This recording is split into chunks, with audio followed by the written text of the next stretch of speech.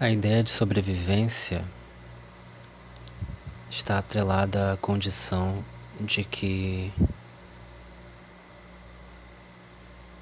alguma outra força ou energia ou poder ou ideia vai sobrepor a você e você vai ter que viver para além disso.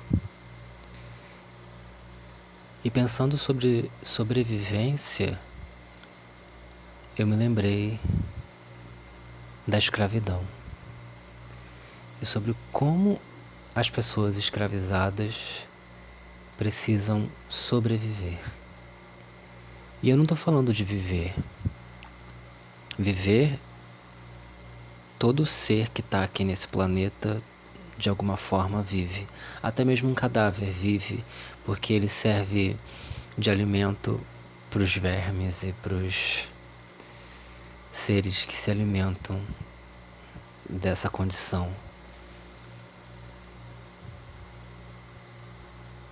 Eu pensei sobre isso porque a gente vive uma realidade em que as pessoas precisam batalhar e lutar e exigir algo como o fim da escala 6x1. A gente tem que ir para o Congresso, lutar pelo direito de não usar 6 dos nossos 7 dias de uma semana apenas trabalhando e pegando transporte público e sobrevivendo. Por que a gente acha isso normal? Me veio essa pergunta. Por que é que a gente acha isso normal? Acordar cedo, tomar banho correndo, tomar café da manhã correndo, e ir correndo para o ponto de ônibus, ou para a estação de trem, ou para a estação de metrô, ou pega a bicicleta, ou pega a moto, ou pega o carro, e pega trânsito e vai trabalhar. E passa o dia fazendo provavelmente uma coisa que a gente nem gosta tanto de fazer, mas que a sobrevivência exige que a gente faça. E com isso a gente gasta uma vida inteira, 40, 50 anos, apenas sobrevivendo, para que nesses anos que sobram depois, os anos que vêm depois de todos os anos sobrevivendo, são os anos em que a gente realmente pode viver. Mas a gente não vive de verdade esses anos, porque quando se passa uma vida inteira trabalhando para servir ao outro, a última coisa que você tem nos anos finais, ali quando você está chegando aos 80, 90, isso quando você tem a sorte de chegar nesse tempo, é sobre uma condição de sofrimento, porque você sempre vai ter um problema físico, um problema mental, você vai ter problema de joelho, problema de coluna, problema na visão, problema acumulado desses anos todos em que você precisou sobreviver. Por que é que a gente acha isso normal? Pensei na escravidão porque quando aqui no nosso país, em 1500, começaram a trazer pessoas de um outro continente de forma forçada, e essas pessoas forçadamente começaram a ter que sobreviver numa outra realidade, fazendo o que estava sendo mandado, inicialmente, obviamente, houve sim resistência, óbvio. Tem gente tentando transformar a tua vida em algo que ela não é. Você vai ter que passar a tua vida produzindo e trabalhando e fazendo por outro e não por você, que é o que a gente vive até hoje. E aí, eu fiquei pensando que em algum momento, eu acho que ali pelo ano de 1580, 1590, quando muitas dessas pessoas já tinham morrido e dado lugar aos seus descendentes, estes descendentes já cresceram dentro do espaço da escravidão. E para estes descendentes, por mais que eles escutassem histórias de uma era de liberdade, não existia uma realidade livre. Existia uma fantasia, uma ideia de liberdade, ideia essa que eles não conheciam e que nunca conheceram, porque se eles cresceram, nasceram e cresceram dentro da escravidão, provavelmente a liberdade não foi uma coisa que eles experimentaram. Então, durante vários séculos, ser escravo era a realidade de uma pessoa escravizada. Se a gente perguntasse para aquela pessoa o que ela era, certamente a resposta que ela ia dar é: eu sou um escravo. Porque era apenas isso que ela conhecia. E isso veio se espalhando e se repetindo e se refazendo a partir de novas tecnologias, a partir de novas ideias, a partir de novas roupagens. Em algum momento as ruas de terra começaram a receber pavimentação, em algum momento essa pavimentação começou a receber saneamento, e esse saneamento começou a ganhar luz elétrica, e essa luz elétrica começou a ganhar. E de repente aquela escravidão atrelada ao chão de terra, atrelada ao natural, começou a ser mais sofisticada. E aí as pessoas escravizadas começaram a ter casas, e as pessoas escravizadas começaram a ter acesso a algum conhecimento, pode-se dizer assim, e as pessoas escravizadas começaram a se organizar, e as pessoas escravizadas começaram a ter famílias, e as pessoas escravizadas passaram a ter acesso a religiões, para além daquelas que elas já vinham carregando quando vieram de onde vieram. E aí, isso me trouxe para hoje, para o século XXI, quando nós aqui no país, no Brasil, dizemos ser um país onde a escravidão foi abolida, mas que na prática não houve abolição da escravatura. Houve um documento assinado a partir de uma sequência de movimentos feitos por pessoas que, assim como eu agora nesse momento, começaram a pensar sobre a sua condição. Ué, será que eu realmente sou um escravo? Ou eu só estou aceitando uma realidade que me está sendo imposta por outras pessoas? E aí eu quero perguntar a você agora que está assistindo a esse vídeo. Você é livre? Quem é que pensa por você? Quem é que decide o que você vai fazer amanhã de manhã quando você acordar? Quem é que decide quantas horas por dia você faz alguma atividade por outra pessoa? Quem é que decide por você? Quem é que decide quem você vai amar? Quem é que decide se você vai ter religião? Quem é que decide se você ama ou odeia? Quem é que decide? Perceba que o que nós vivemos hoje é uma escravidão que está sendo colocada em todos os lugares possíveis. Nós somos escravizados pela propaganda, somos escravizados pela religião, somos escravizados pelos relacionamentos, somos escravizados pelo trabalho. Essa já é tão antiga, a escravidão pelo trabalho, que a gente sequer se dá conta de que ela acontece. Porque ela já é normal. É normal que você acorde segunda-feira, 4 da manhã, e tome banho, tome café e vá pro trabalho, e só chegue em casa 9 horas da noite, e gaste o teu dia todo, a tua semana toda, vivendo uma vida que você não quer viver, porque não é você que decide por você. Tem gente decidindo tudo por você. E hoje, essa escravidão é tão sofisticada que um vídeo como esse, uma ideia como essa que eu estou apresentando para você, pode parecer absurda. Muita gente pode inclusive falar assim: ah, isso é papo de esquerdista, porque virou isso, né? Você falar em liberdade te faz ser naturalmente associado a um conceito, sabe, efêmero, uma coisa frágil. Lutar por liberdade significa ser anarquista, se é que se pode dizer assim. E aí eu resolvi fazer esse vídeo para te fazer um apelo. Um apelo bem bobo, assim. Eu queria te pedir encarecidamente para que você pare de sofrer. O que isso tem a ver com escravidão, né? Tudo. Porque se você parar para pensar, quando o primeiro escravizado, que já nasceu no campo da escravidão, começou a pensar sobre a realidade e sobre o porquê ele tem que viver essa realidade,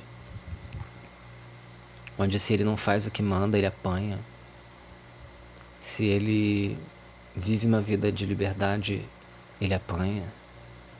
Se ele decide que não vai servir ao Senhor, ele apanha.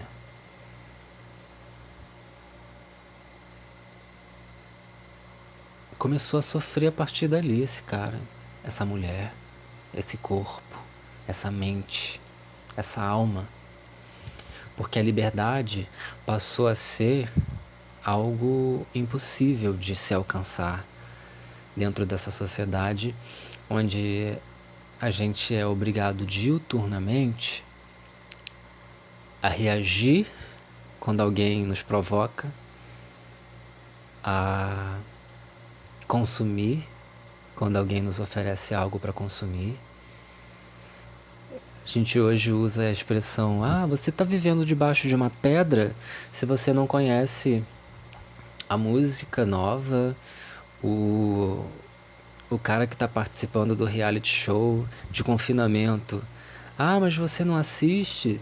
São assuntos tão importantes que estão acontecendo ali. O cara foi racista, o cara foi machista, a mulher falou não sei o quê. Como se a gente precisasse de um programa de televisão para saber que essas coisas existem na nossa realidade. E aí nós viramos acumuladores de conhecimentos inúteis.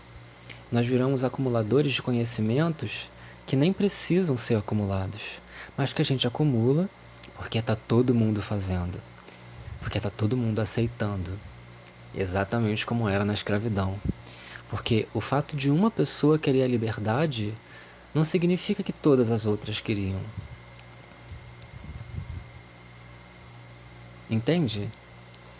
A escravidão também aconteceu, ela só seguiu acontecendo porque existia um sistema no entorno daquelas pessoas que as faziam pensar que a melhor solução naquele momento era aceitar a escravidão. Justamente por conta da sobrevivência. É sobreviver. É aceitar que alguém precisa decidir a hora que você chega no trabalho.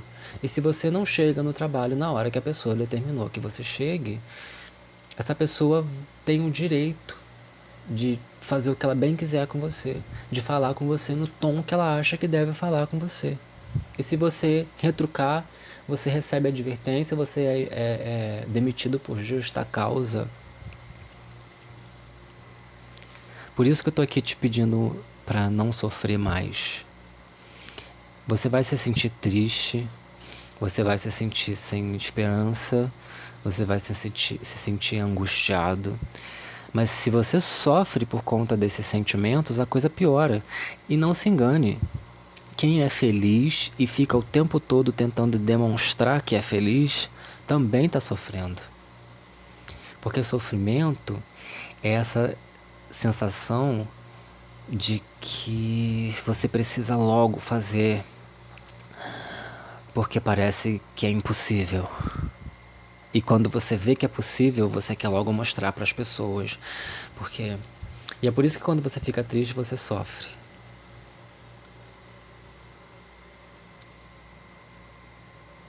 Porque não é o que você quer. Eu passei meses muito tristes aqui. Meses em que eu me dei conta de algumas coisas. Uma delas é de que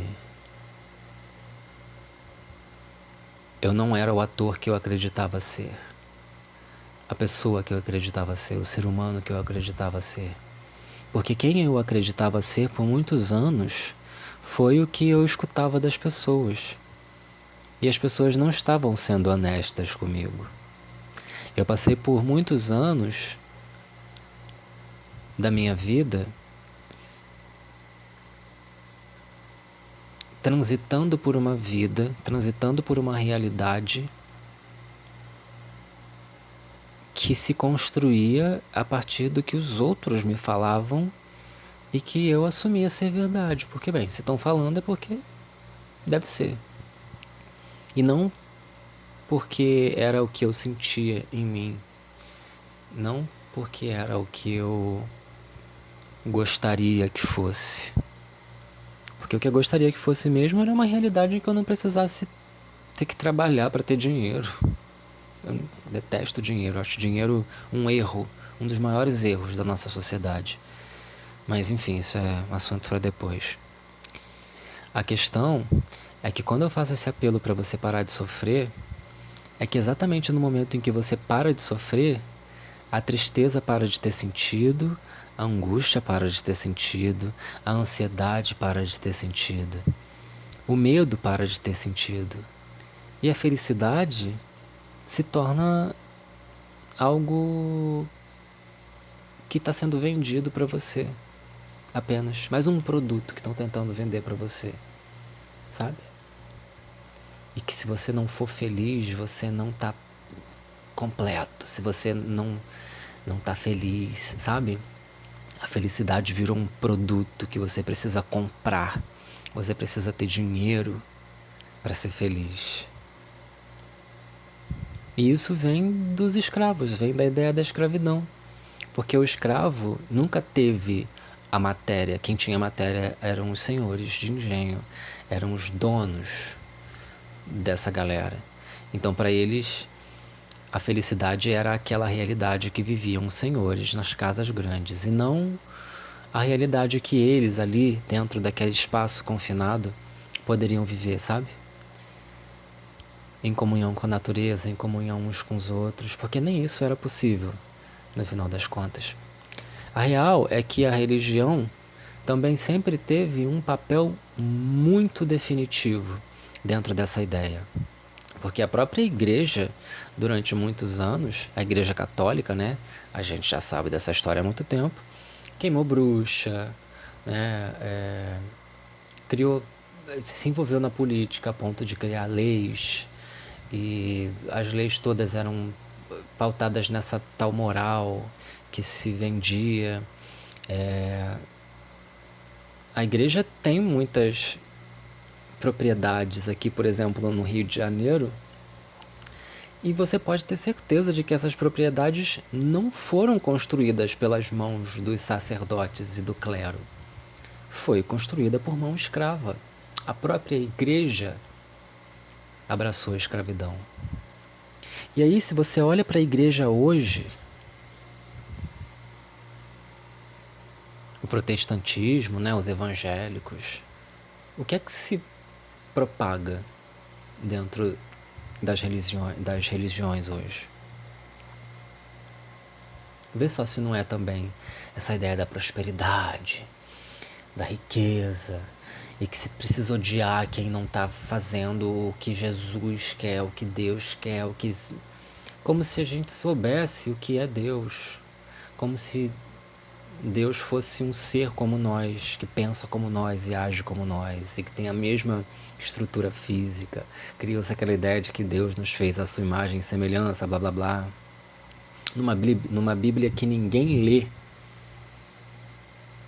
Se você que está assistindo esse vídeo é evangélico, você já leu a Bíblia, e eu não estou falando da leitura que o pastor faz para você domingo, quarta-feira, sei lá, quando você vai à igreja, não. Eu tô falando da tua leitura da parada.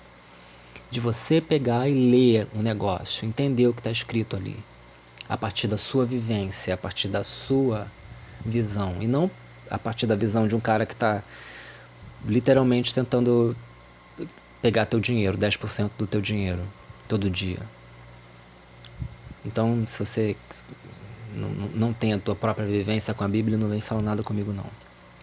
Ah, mas é porque eu tenho a minha experiência com o divino. Então, se é a sua experiência com o divino, então viva você a sua experiência com o divino. E quem não quiser viver a sua experiência com o divino, não precisa, porque a experiência é sua. Vive você a sua experiência. Eu comecei esse vídeo falando sobre sobrevivência, porque nesse exato momento eu transiciono na minha vida de uma ideia de que eu preciso sobreviver para a realidade em que eu vivo. Eu vivo o meu tempo, dentro do meu espaço, com limitações próprias do sistema na qual eu estou inserido, né? Afinal de contas, eu não posso simplesmente viver tão alheio. Mas eu consigo, sim, falar por mim, pensar por mim, acreditar nas coisas que eu busco conhecer. E é por conta disso que eu estou aqui fazendo esse vídeo. É por conta disso que eu peço para que você encarecidamente pare de sofrer. Porque é isso que eu tenho feito. Eu tenho